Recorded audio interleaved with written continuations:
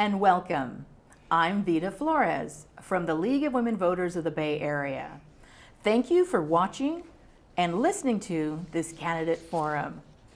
This is one of several one-hour-long conversations between candidates running for a seat on the KPFA local board. I'm joined today with our timekeeper, Ann Laser, also from the League of Women Voters from Marin County. Let's see now. KPFA is a listener-sponsored radio station, one of 5 stations of the Pacifica Network, the country's first and only independent national radio network. The views expressed during this program are those of the candidates and not of KPFA. All viable candidates have been invited to attend these discussions. Our format today is after each candidate introduces themselves, we will address one question to each candidate at a time, and then let each of the remaining candidates comment for 30 seconds. They can use that 30-second time to comment or ask a question back to the question answerer. And then if the question answerer, if there is a question, the original question answerer will have 1 minute to comment. We'll go ahead and start today with Christina. Hi, my name is Christina Huggins, and I'm the current chair of the local station board for KPFA Radio.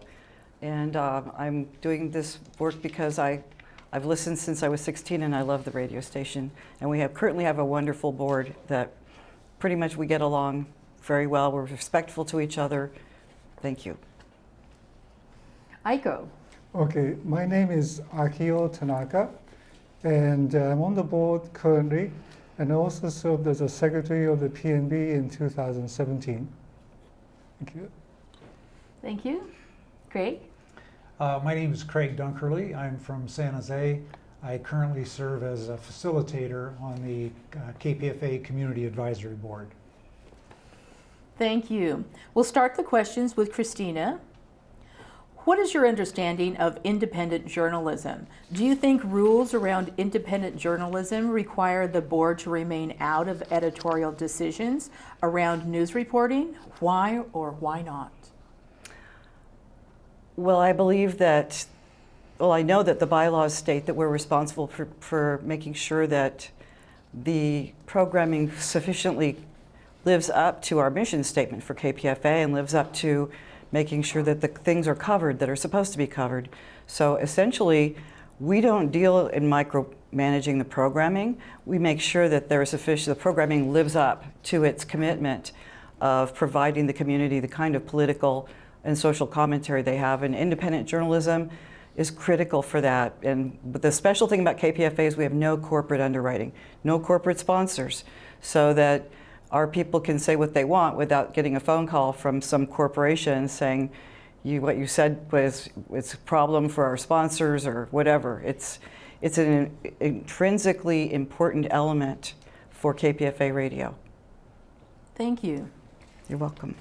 Mr. Tanaka, you'll have 30 seconds to respond or ask a question. Well, I think that being an independent journalism means that you're free from business and government influence. And I think anytime there's commentary on the station, which tend to toe the government line or whatever, I think it's duty of members and board to call the management on it and at least give a criticism when those things happen, because we need to remain really independent journalists. Thank you. Mr. Dunkerley. Yes, I think that independent journalism, much like my colleagues have said, is journalism that's free of any undue influence from commercial organizations or very narrowly focused groups.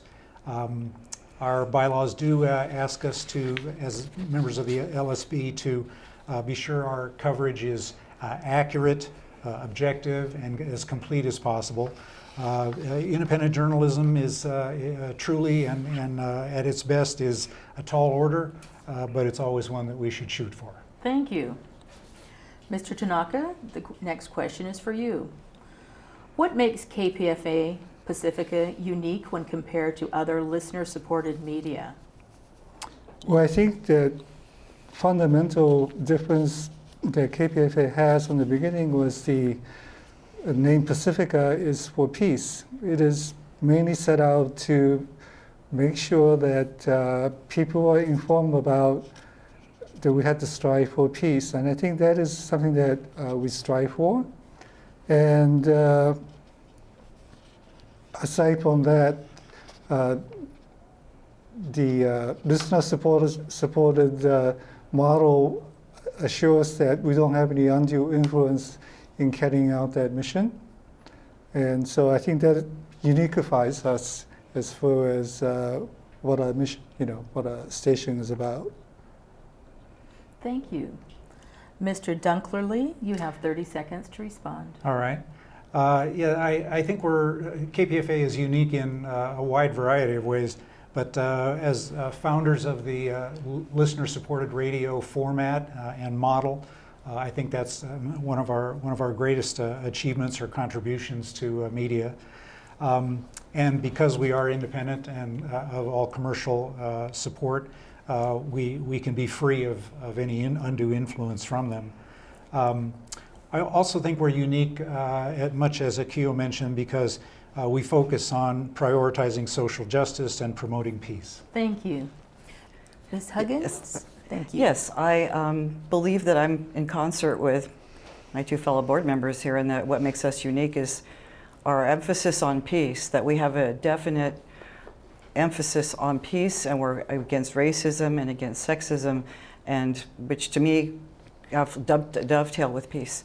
And the aspect of the reporting being not having to deal with any kind of corporate sponsors means that our reporters can say what the truth is without concerns about being called in on the carpet for what they're saying. Thank you. The next question will go to Mr. Dunklerly. Ready? Mm-hmm. Okay. What do you think should be the role of unpaid staff in the station, and what, if anything, would you change about the status quo?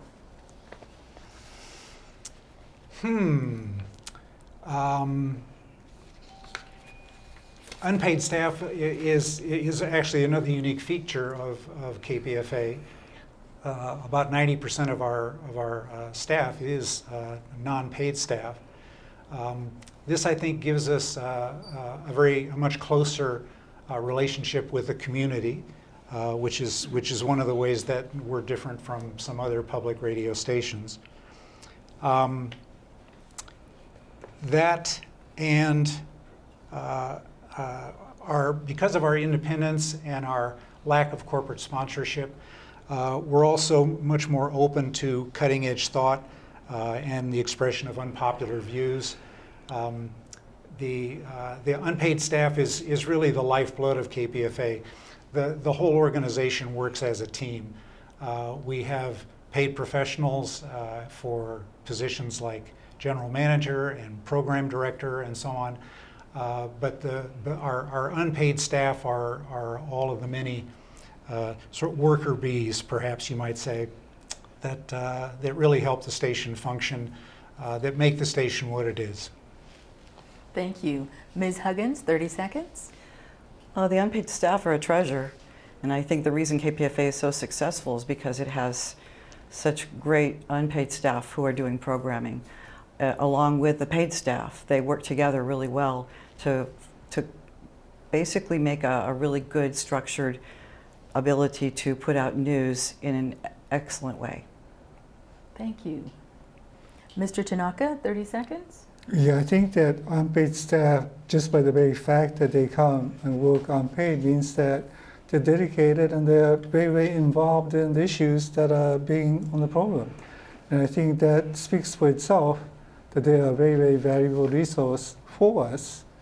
And then although they have had issues with the paid staff, especially during economic hard times when paid staff would be a little bit strained, I think that one of the functions that we should try to do is to make sure that paid and unpaid staff are working for the same goal and the management should do whatever it can to working together is a win-win situation for the station. So that's the way I look at it. Thank you very much. The next question will be for Ms. Huggins for 2 minutes. What areas of policy do you think are most in need of development, and what would you prioritize to improve station operations and functionality? Well, we're actually lucky enough at KPFA to have a station manager that has an extensive background in radio, and he's been making some very important upgrades in the quality of our technical equipment and communication between people. I believe that as far as policies go, there have been vast improvements in our policies at KPFA per se. I think the main question that we have is trying to look at the bylaws, which are very difficult to work with. The Pacifica bylaws, which are extensive and arcane and ambiguous at times as far as being able to understand what they mean directing station policy. That's why I bring up the Pacifica bylaws, because it's the umbrella organization, and so the bylaws determine a lot of the way policies roll out in every individual station. And it's probably, we actually had our interim executive director already made a commitment to the Attorney General for the Charitable Organizations of California to restructure our bylaws to become more useful, more usable is probably a better word for it. And that would probably be the more critical element for anything that I can see. Because if the organization can't function effectively, if the actual bylaws get in the way of our effectiveness, then that should be paramount for all of us in dealing with how we're going to be effective as every single radio station that falls under the Pacifica umbrella. So that would be my most basic, elemental, fundamental concern. And thank you very much. Thank you. Mr. Tanaka, you have 30 seconds to respond. I have a couple of points about policy making. I think that current station, we need to have a good programming policy so that every paid and unpaid staff are fully aware of how programs are being terminated or added. So there'll be no conflict of, disconcerted opinions. The other one is the economic policy, how to develop the fundraising. Our mission is to be listener supported, and there's always a temptation to get any money that's out there. Thank you. And we have to be very careful about that. Thank you. Mr. Dunklerly? Yes, I think our policies and procedures at the station obviously very important, and I think it would be helpful if those policies and procedures were more readily available to the general public and our listening public. I think it would tend to help avoid misunderstandings and unnecessary conflict if those were made available. So that's one change I think that might be helpful to the station. Also, the LSB is in an advisory capacity, and we should always work collaboratively with the general manager. This next question is for Mr. Tanaka for 2 minutes. Mm-hmm.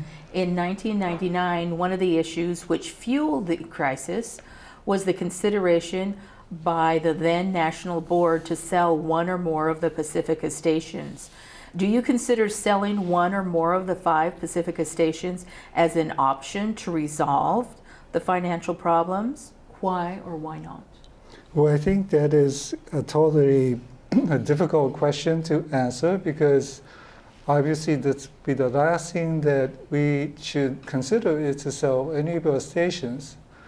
However, we are in a very dire financial crisis, and I don't know enough about the situation or what kind of a pathway we're going to find. So unless I find more information, I couldn't weigh in one way or the other on that. Thank you. Mr. Dunklerly, you have 30 seconds. Thank you. Yes, I also think whether or not KPFA or Pacifica should have to sell any of its assets, it's one of a number of very difficult decisions that are going to have to be made. Fortunately, the Pacific National Board has hired some very knowledgeable professionals, that can go through our overall financial picture and help us make those kind of decisions. I think it would be premature for us to make an ironclad answer to that question right now, but thankfully we've got qualified professionals to help us. Thank you. Ms. Huggins, 30 seconds.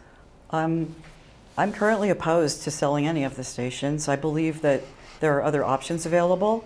I don't know where we'll find ourselves down the road in 18 months approximately when the balloon payment for the $3.25 million loan comes due. That will be a moment of crisis if we cannot find a way to get more income at this point and stabilize the stations that are struggling right now. We're lucky that KPFA is currently financially stable and we're making our bills and everything, but there are a couple of other stations that are in struggle. I do think that some of the stations in trouble are very valuable. Thank you. Thank you. And this last question will go to Mr. Dunklerly. How are programming decisions, removal of programs, addition of new programs, schedule modifications, and more currently made in your opinion?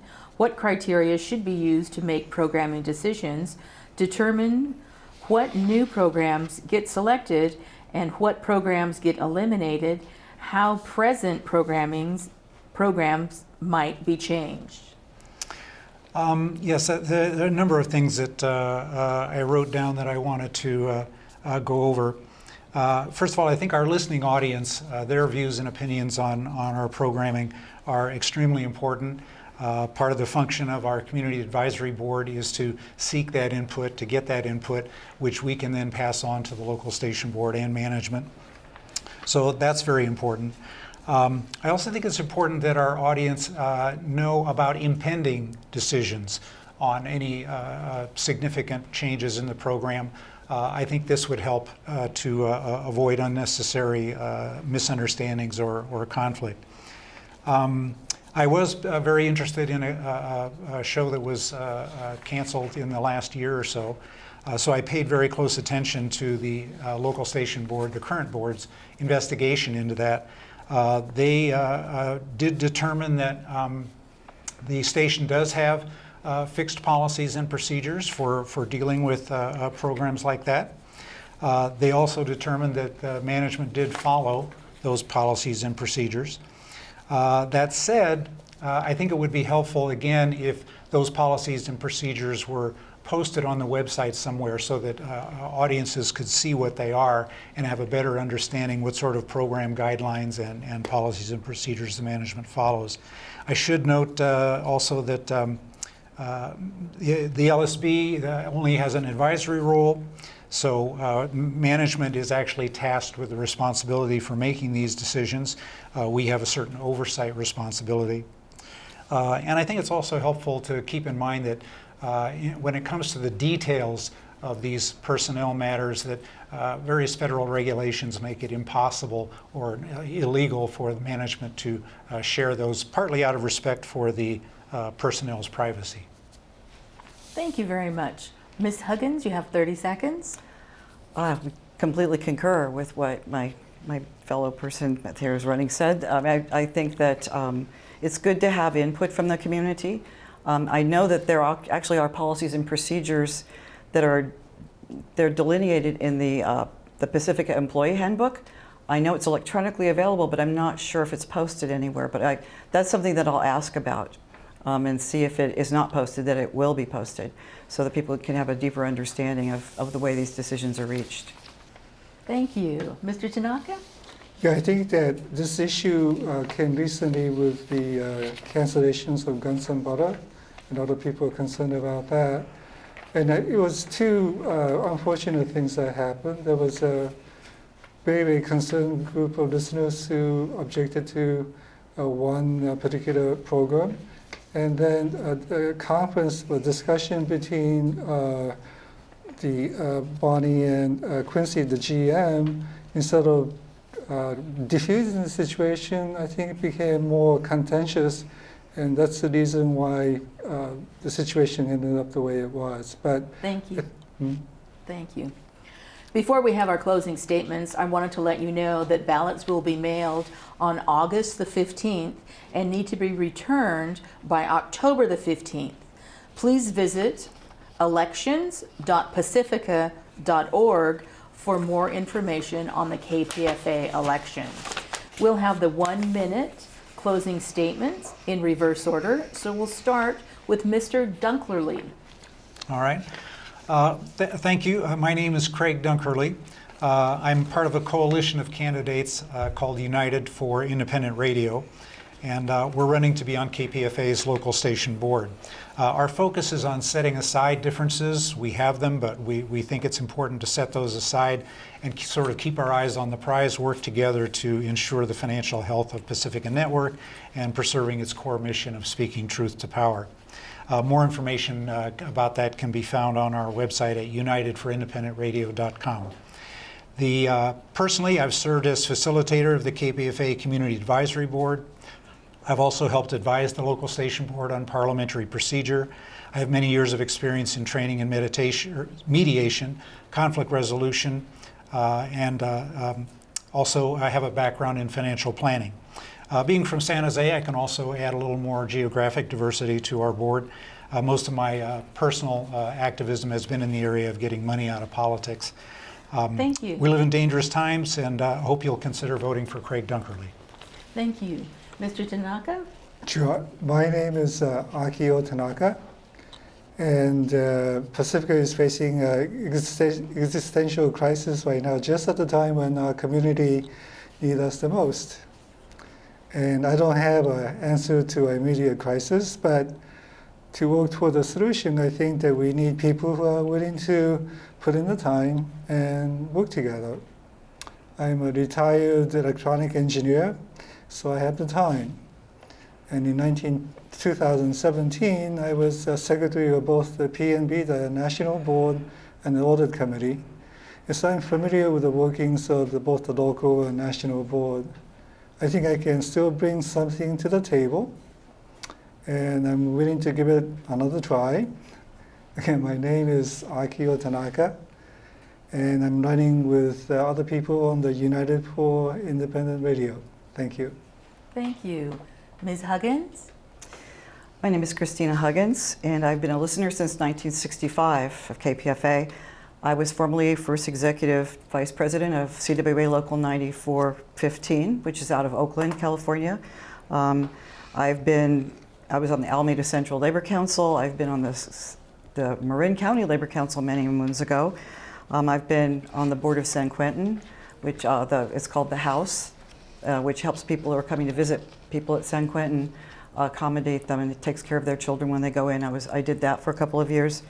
I was on the steering committee of Marin People for Peace for 4 years.